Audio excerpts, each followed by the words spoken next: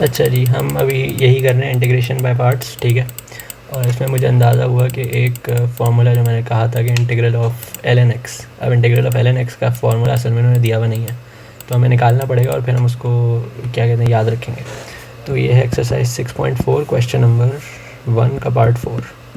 ये कह रहे हैं इंटीग्रेट करो l N x D x. अब गौर करो, एल एन एक्स का फार्मूला नहीं लिखा हुआ था पेज नंबर में, खाली 150 है, जो भी है पेज नंबर है, तो इसको सॉल्व करना पड़ेगा। ज़ाहिर अगर फॉर्मूला नहीं लिखा हुआ तो सब्स्टिट्यूशन वगैरह का तो सवाल पैदा नहीं होता, तो हमें जो लगाना पड़ेगा ना इसमें फॉर्मूला, वो लगाना पड़ेगा इंटीग्रेशन बाय पार्ट्स का। इंटीग्रेशन बाय पार्ट्स का क्या फॉर्मूला है? वो है integral of u v prime is equals to u into v minus integral of u prime v. Sorry, मैंने उल्टा तो नहीं लिख दिया था इसको, v u prime, sorry v u prime, v u prime, v u prime, हाँ ठीक है, तकरीबन सही लिखा है। U prime v u prime एक ही बात है, वी यू प्राइम, ठीक है। अब लेकिन इंटीग्रेशन में पार्ट्स के तो यहाँ पे 2 फंक्शन लिखे होने चाहिए, यहाँ तो सिर्फ एक फंक्शन लिखा हुआ है एल एन एक्स। तो असल में बात ये कि मैं एल एन एक्स को लिख सकता हूँ 1 multiply by l N x D x. अब देखो, मुझे एल एन एक्स का क्या पता है, मुझे एल एन एक्स का इंटीग्रल तो नहीं पता, यानी अगर मुझे एल एन एक्स का इंटीग्रल नहीं पता तो मैं एल एन एक्स को वी प्राइम तो तस्वुर नहीं कर सकता, क्योंकि वी प्राइम अगर मैं लूँगा एल एन एक्स को तो मुझे वी प्राइम से वी बनाना पड़ेगा जो कि इंटीग्रल मांगता है, और इंटीग्रल मुझे एल एन एक्स का नहीं पता। तो एल एन एक्स को मैं क्या ले लूँगा, यू ले लूँगा, ठीक है। तो यू मैंने ले लिया एल एन एक्स, तो यू प्राइम क्या हो जाएगा, एल एन एक्स का डेरिवेटिव 1/x। तो वी प्राइम इसका मतलब क्या हुआ मेरे पास, वी प्राइम मेरे पास हो गया 1, और वी क्या हुआ फिर, वी हुआ वो वी प्राइम का इंटीग्रल जो कि हुआ 1 का इंटीग्रल क्या होता है, एक्स। तो अब मैं इसको फार्मूले में लिख दूँगा यू इंटू वी, यानी कि l N x multiply by x, तो ये हो जाएगा x L N x minus integral of v जो है ये एक्स है इंटू यू प्राइम जो कि हो गया 1/x डी एक्स। तो बहुत अच्छा हो गया, क्योंकि x/x तो 1 हो जाएगा और ये हो जाएगा इंटीग्रल डी एक्स जो कि सिंपली होता है x, तो हो गया x L N x minus x, ठीक है। और एल एन एक्स जो है वो मॉड में डाल दो प्लस सी। तो असल में क्या हुआ, मेरे पास एक ये सवाल भी सॉल्व हो गया और मेरे पास एक फार्मूला भी आ गया जो कि आगे काम आएगा। क्या फार्मूला आ गया मेरे पास फार्मूला आ गया कि integral L N x D X is equals to X L N x minus x plus C. ये फार्मूला अब तुम्हें याद रखना है, ठीक है।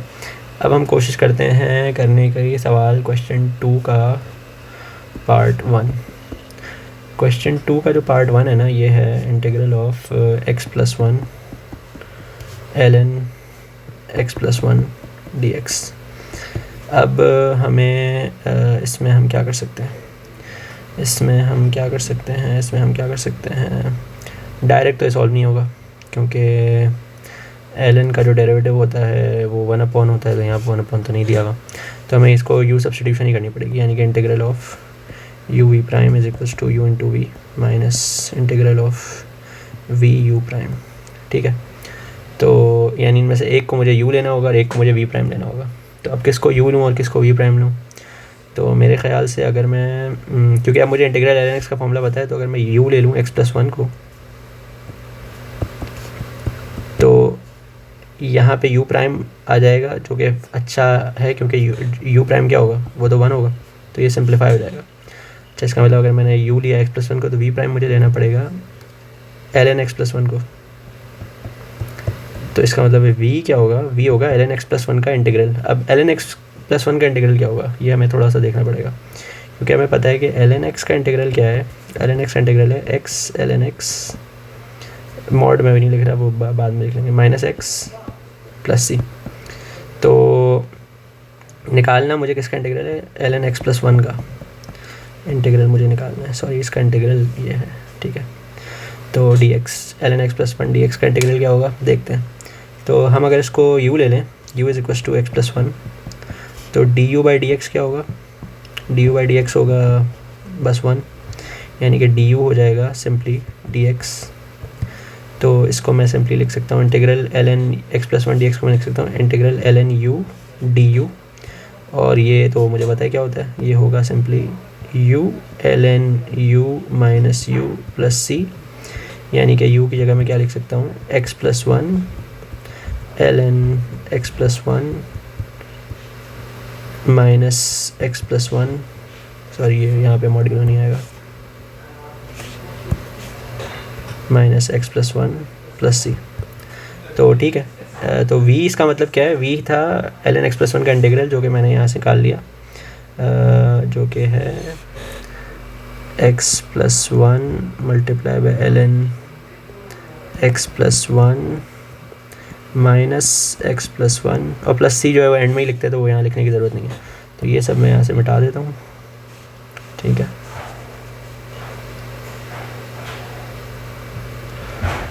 ये हमने हटा दिया यहाँ से, और अब हम इसमें इंटीग्रेशन बाय पार्ट्स जो है वो लगा देते हैं।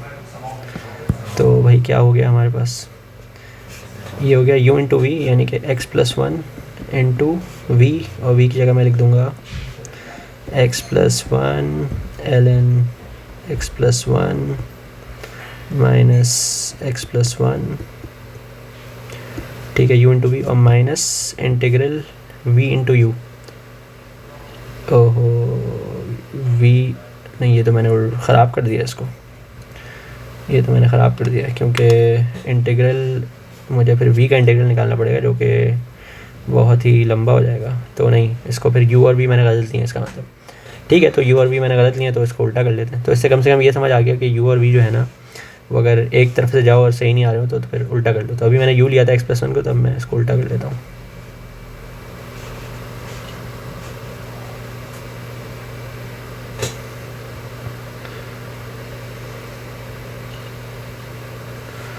तो मैं u ले लेता हूँ यहाँ पे ln x प्लस वन को, ठीक है। तो v प्राइम इसका मतलब हो जाएगा x प्लस वन, और u प्राइम फिर हो जाएगा one upon x plus one, ये तुम सॉल्व करके देख लेना। और v हो जाएगा x प्लस वन का इंटीग्रल क्या होगा, इंटीग्रल x प्लस वन होगा x square upon two plus x, यही होगा मेरे ख्याल से, तो यही होगा x square plus two upon x, ठीक है ना, प्लस सी। तो इसको जब मैं फार्मूले में रखूँगा तो ये बनेगा u इंटू वी, यानी कि x square upon two plus x multiply by ln x, मैंने v इंटू यू लिख दिया लेकिन एक ही बात है, ln x प्लस वन, और minus integral v into you prime. तो ये हो जाएगा, अगर मैं इसको पूरा का पूरा एक ही साथ लिख दूँ, x square plus two x upon two, x square plus two x upon two, और u प्राइम है one upon x plus one, तो यहाँ पे आ जाएगा एक्स प्लस वन, यहाँ पे आ जाएगा dx। अच्छा, ये तो कुछ गड़बड़ हो गई है, x square plus two x. अगर मैं इसको, चलो ये हिस्सा तो ख़त्म हो गया ना, ये तो मतलब सॉल्व्ड है, ये तो मतलब इंटीग्रेशन से बाहर है। इसको सॉल्व करना है, इसको सॉल्व करने के लिए अगर मैं, यानी मैं सॉल्व करना चाह रहा हूँ x square plus two x upon two x plus one dx। अब मैं ये देखता हूँ कि अगर मैं इसको एक्स स्क्वायर प्लस एक्स लिख लूँ तो कुछ जुगाड़ बन सकती है, x square plus x upon two x plus one. क्यों मैं ये कह रहा हूँ, असल में मैं ये इसलिए कह रहा हूँ कि टू एक्स प्लस टू, अरे नहीं, ये तो यू सब्स्टिट्यूशन से हो गया ख़त्म, ये तो यू सब्स्टिट्यूशन से हो गया, बहुत अच्छी बात है। सॉरी, मैंने गलत चीज़ मिटा दी, वाह, नहीं नहीं नहीं नहीं, नहीं ये यू सब्स्टिट्यूशन नहीं हुआ, गलत कह रहा हूँ मैं, x square plus two x upon, अच्छा ये अगर मैं लिखूँ x square plus x divided by two x plus one, ठीक है। तो देखते हैं क्या बन सकता है, क्योंकि अगर मैं यहाँ से दो टर्म्स में से x कॉमन ले लूँ तो ये जाएगा integral x common x plus one divided by two x plus one plus एक x जो है इसको मैं नहीं कॉमन लेता, plus x divided by two x plus one dx, ठीक है, होल पे dx है। तो ये हो गया इंटीग्रल, ये तो सिंपली हो गया integral x upon two dx plus integral x upon two x plus one dx। ये तो आसान है, ये तो हो गया x square upon two two ज़ा फोर प्लस सी एंड में लिख देंगे। इंटीग्रल रह गया x upon 2x plus 1 dx। ये है मुश्किल, इसको हम क्या कर सकते हैं, x upon x plus 1 dx। अच्छा, इसको हम क्या कर सकते हैं, कुछ कर सकते हैं क्या हम इसको? अगर मैं इसको u और v की तरह करने की कोशिश करूं, इनमें से मैं एक को u लूं, यानी मैं इस पर दोबारा से ये u सब्स्टिट्यूशन लगाऊं, u v prime is equals to u v minus integral v u prime. तो ये जो 1 अपॉन एक्स प्लस 1 है, ये मुझे नज़र आ रहा है कि ये होगा क्या कहते हैं, इसका इंटीग्रल मुझे पता है, इसका इंटीग्रल मुझे पता है। चलो हाँ, ये कर लेते हैं, हम लेते हैं u लेते हैं हम x को। अच्छा, ये अपॉन 2 जो है इसको तो मैं बाहर लिख सकता हूँ, तो इसको तो ज़रूरत नहीं है मैं छोड़ने ज़्यादा इसके कंसिडर करना। 1 अपॉन 2 बाहर लिख लेते हैं। u x को लेता हूँ, v प्राइम में ले लेता हूँ 1 अपॉन एक्स प्लस 1 को। तो u प्राइम हो गया 1 और v हो गया ln 1 अपॉन एक्स प्लस 1 का इंटीग्रल होता है, हाँ ये ln x प्लस 1 होगा। u सब्स्टिट्यूशन से करना पड़ेगा ये, लेकिन यही आएगा, ln x प्लस 1 आएगा। तो इसका मतलब है कि ये हो गया 1 अपॉन 2 को छोड़ दो अभी, ये हो गया सिंपली u इंटू वी, यानी कि x into ln x plus 1 minus integral v जो कि है इंटू u प्राइम जो कि 1 है, तो ln x प्लस 1 dx। ठीक है, ये बहुत अच्छा हो गया क्योंकि ln x प्लस 1 का मुझे इंटीग्रल पता है, क्योंकि ln x का इंटीग्रल क्या होता है, ln x का इंटीग्रल होता है x ln x minus x plus C. तो ln x प्लस 1 का भी मतलब u सब्स्टिट्यूशन से करोगे तो यही आएगा, ये बनेगा x plus 1 ln x plus 1। आगे क्या था, आगे क्या था माइनस एक्स प्लस सी। तो माइनस एक्स प्लस 1 प्लस सी लिखने की हमें ज़रूरत नहीं है। तो ये हमने सॉल्व किया है किसको, ये हमने सॉल्व किया है कौन सा पार्ट, ये हमने सॉल्व किया है ये वाला पार्ट। ठीक है, तो इसका मतलब है ये बन गया मेरे पास, हम कहाँ से कर रहे थे, हम कर रहे थे, हाँ ये वाला पार्ट तो सॉल्व हो चुका था, अब हम इस पे थे, इसमें से हमने जब सॉल्व किया था तो हमें ये वाले पार्ट का पता चल गया था, ये वाला पार्ट रह गया था। तो पहले मैं इस पार्ट को ज़रा कॉपी करके नीचे लिख देता हूँ, कॉपी, इधर आ जाओ, इसको पेस्ट कर दो, पेस्ट।